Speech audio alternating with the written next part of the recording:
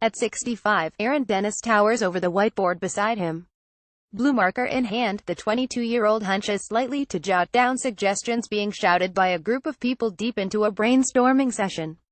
Dressed mostly in nerdy t-shirts, one reads science with a test tube in place of the letter I. They're trying to come up with names for a tech tool they plan to build during a two-day hackathon at Tufts University's Data Lab.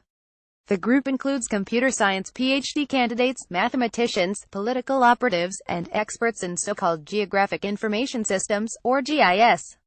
That's the mapping technology that underlies many apps and software tools that run our lives, from Google Maps to logistics software. It also comes in handy when you're carving the American electorate into voting districts that favor your political party, a time-honored and reviled tradition known as gerrymandering. That's what's brought the group here to Tufts. They're participants in a week-long summer camp of sorts for adults focused on how math and technology can be used to make electoral maps more fair, and to convince judges and juries when they're not. Gerrymandering, they believe, allows politicians to choose their voters, not the other way around. This event is the first of many planned by the unfortunately named Metric Geometry and Gerrymandering Group at Tufts. You can think of the hackathon as the arts and crafts part of the week, a chance for the geeks to get their hands dirty. Attendees had to apply to this session, just 14 made the cut. On the whiteboard, Dennis has scribbled gerrymander, geometrics, and politishape. What about salamander, offers 33-year-old Ariel M. Mendangefafu, a data scientist from Washington, D.C. Gerrymandering got its name, after all, in 1812, when then Massachusetts Governor Elbridge Gerry ratified a political map in which one district looked like a salamander. The group quickly settles on the name Mander. The consumer friendliness pretty much ends there. Try to stay awake for this part. Mander is a set of code written in the Python programming language that calculates how compact a district is. Compactness is often used as a kind of shorthand for fairness in legal debates over gerrymandered districts. The thinking assumes, not always correctly, that compact districts are better for democracy. But there's no uniform way to measure compactness. In some places officials just eyeball it. Dennis and his team want to build a simple tool to ensure everyone's using the same code. It's not exactly the sexiest idea, particularly when some believe tech could eradicate gerrymandering. Just feed a machine data about the electorate and a few legal parameters, and surely it will draw fairer maps than the partisan hacks who do most redistricting today. Spend a week at gerrymandering camp and you'll quickly see how naive that is. Justin Solomon is the organizer of the Metric Geometry and Gerrymandering Group Hackathon and an assistant professor in MIT's Computer Science and Artificial Intelligence Laboratory. It's not enough to have a system that learns how to do this, says Justin Solomon, a professor at MIT's Computer Science and Artificial Intelligence Lab who is running the hackathon. You need a system that learns and explains what it learned. Since no human can definitively explain to a judge why a machine drew a map the way it did, Solomon says, that's a critical problem. Judges increasingly need such explanations. Courts from Texas to North Carolina are challenging the legality of gerrymandered maps. In October, the Supreme Court will hear arguments in a case on partisan gerrymandering in Wisconsin, which has the potential to rewrite the rules on district drawing. After the 2020 census, every state will begin the once-a-decade process of redrawing political maps. From algorithmic tools such as Mander that aim to help with the complicated math to educational efforts designed to teach citizens about gerrymandering, there's ample room for innovation. If that sounds like your idea of summer fun, well, your country may need you.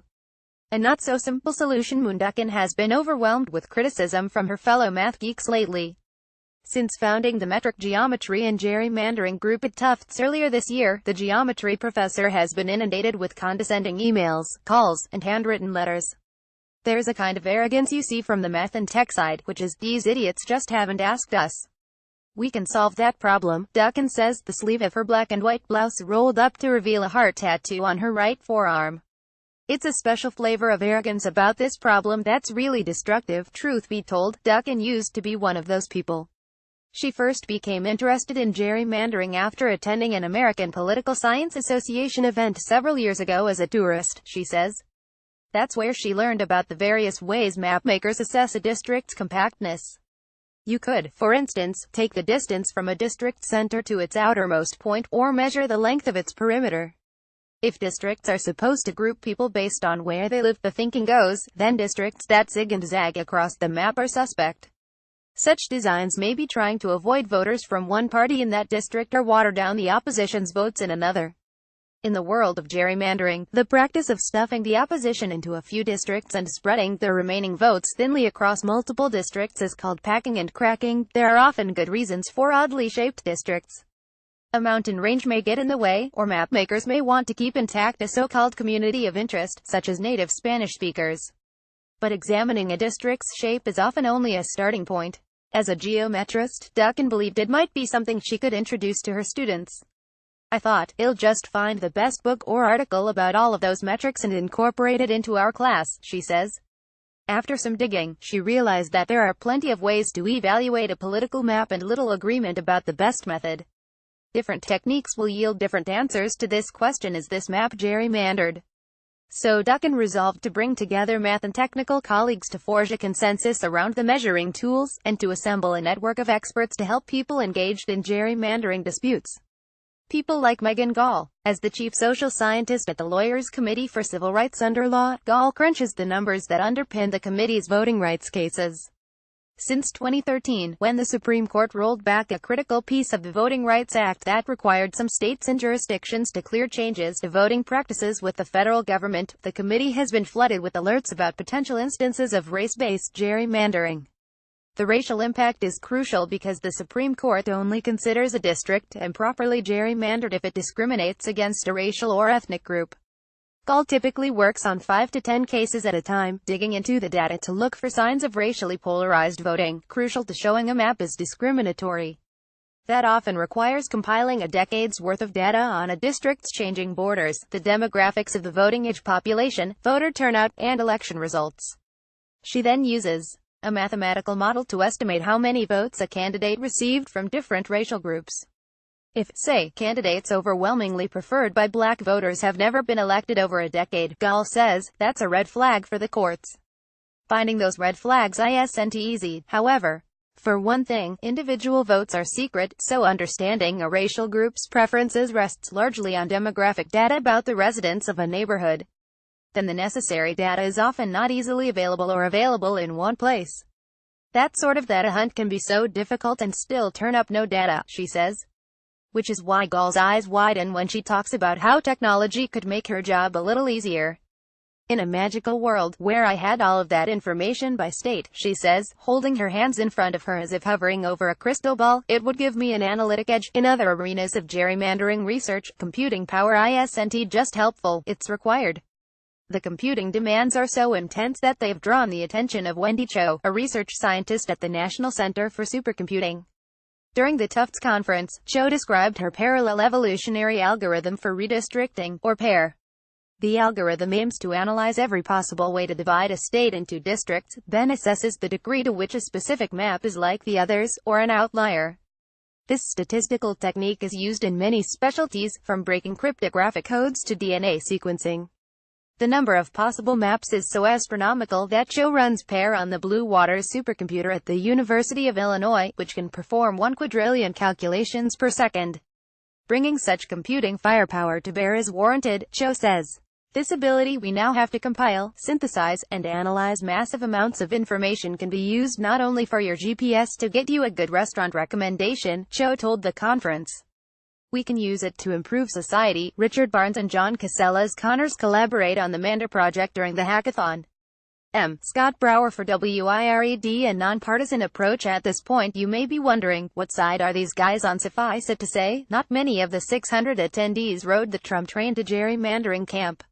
One hackathon participant, Vanessa Archambault, 33, worked on the tech team for Hillary Clinton's presidential campaign.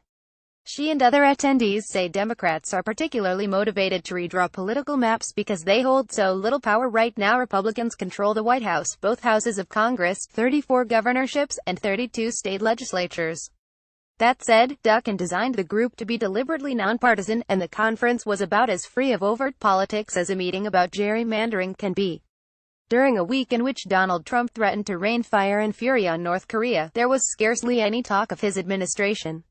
We've tried to elevate the conversation from being upset about the election to a nonpartisan conversation about fairness, says Solomon, the MIT professor. There was one exception. During a happy hour in a neighborhood bar typically filled with Tufts students, author David Daley appeared to sign books and fire up the crowd. A mini-celebrity in the field of gerrymandering, Daley is the author of the irreverently named Ratfucked, a meticulously reported account of the Republican effort to redraw the political map in their favor following the 2010 census. Nicknamed REDMAP, the plan entailed pouring millions of dollars into congressional and state elections so that Republicans could control the map-making in most states. Using a tool called Maptitude, they packed and cracked Democratic votes, and it worked. In 2012, Democratic House candidates received more total votes, but Republicans won the majority of seats. The problem with democracy is what happened behind closed doors after the 2010 election in states like Ohio, where the Republican leaders who were drawing lines barricaded themselves into a suite at the Doubletree they called the bunker, Daley told the happy hour attendees. Because whenever politicians barricade themselves into a bunker, something good must be going on. After several minutes, Duncan gave Daley the signal to cede the floor. It's not that anyone in the room particularly disagreed with Daley, but no one wanted the night to devolve into a Republican bushing session. After all, when given the opportunity, Democrats gerrymander too. Former Attorney General Eric Holder, with the help of Barack Obama, is raising gobs of money for his National Democratic Redistricting Committee in hopes of painting maps blue after the 2020 census. Which brings up a critical question: if mathematicians agree on how to draw fair maps, or if the hackathon attendees build tools to make that process easier, who will use them if both Democrats and Republicans take to their bunkers in 2021 to redraw maps in their favor, who will listen to the do-gooders with the fancy equations and sophisticated algorithms? Gall has a simple answer: the courts. The courts are the ones that are going to care. That would take time, however, for new maps to be drawn and lawsuits to be filed. Duncan is more optimistic. As courts increasingly invalidate gerrymandered maps, as technicians build better tools to evaluate those maps, and as the public wises up to the problem, nefarious actors on both sides of the aisle may be dissuaded from trying to rig the system in the first place. I think parties are on notice that the age of the most egregious gerrymanders is over, Duncan says. You're never going to suck the partisanship out of it, but the bounds of what people think they can get away with will narrow with all this attention. People applied from across the country to participate in the hackathon, but only 14 made the cut. Scott Brower for Wired. No magic bullet. Early in the afternoon on the first day of the hackathon, the tang of onion lingers in the air from lunch and empty iced coffee cups clutter the desks. The 14 participants are face down in their computer screens, working quietly on their projects. Within hours, Nick Dwarin, a 28-year-old software consultant for Silicon Valley Bank and self-proclaimed mapping fanatic, is the first with a functioning product. It's called District Genius, a takeoff on the song lyric app Genius. On that app, users highlight a lyric and can add comments in the margins. The information is stored, so subsequent users can see explanations for the lyrics to Despacito, for example. District Genius is similar. On Dwarin's screen is the map of Pennsylvania's 1st congressional district, a long and jagged shape that looks a little like an upside-down AK-47, extending from northeast Philadelphia to wealthy western suburbs such as Swarthmore. District Genius allows anyone to highlight a section of the map and suggest why a boundary may have been drawn that way. Dorian thinks the tool could help make ordinary citizens more attuned to the process. One thing we learned this week is people don't even know if they live in a gerrymandered district, he says. By the following day, District Genius is one of 8 projects to emerge from the hackathon. One team sought to address concerns about data availability by scraping and compiling voting data in Tennessee and Louisiana. Another built an educational tool to visualize the mathematical equations Gall and others used to probe for racial gerrymandering. Dennis and his team hope to integrate features of Mander, the program that evaluates compactness, into products at their employer, a mapping software company. None of the projects are particularly glamorous. They are not magic bullets. But they could help chip away at one of the most intractable problems our democracy faces. It may not be as fun as archery class, but it's not bad for a summer vacation.